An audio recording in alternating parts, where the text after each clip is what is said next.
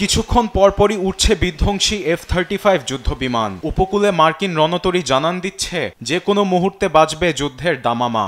ভেনেজুয়েলাকে নজিরবিহীন চাপে রেখে ক্যারিবীয় অঞ্চলের পুয়ের্তো রিকোয় সেনা অবস্থান আরও বাড়ালো যুক্তরাষ্ট্র।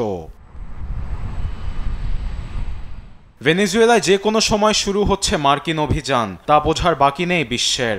মন্ত্রিসভার বৈঠকে প্রেসিডেন্ট ডোনাল্ড ট্রাম্প জানান, মাদক সাম্রাজ্যের অবকাঠামো লক্ষ্য করে হামলা চালাতে প্রস্তুত তারা। So we lost last year more than 200,000 people, dead people, ruined families beyond the 200,000.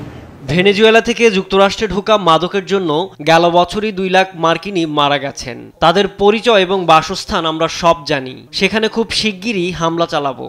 আক্রমণ নৌপথের মতোই এবার স্থলপথেও শুরু হবে।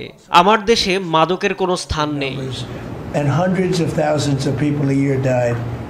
And we're taking those son of a bitches out. এ পরিস্থিতিতে ভেনেজুয়েলার প্রেসিডেন্ট নিকোলাস মাদুরোকে সামরিকভাবে উৎখাত না করতে ট্রাম্পকে আহ্বান জানিয়েছেন পোপ লিও। Sobre Venezuela, ভেনেজুয়েলার মানুষের কথা ভেবে পরিস্থিতি শান্ত রাখার চেষ্টা করছি।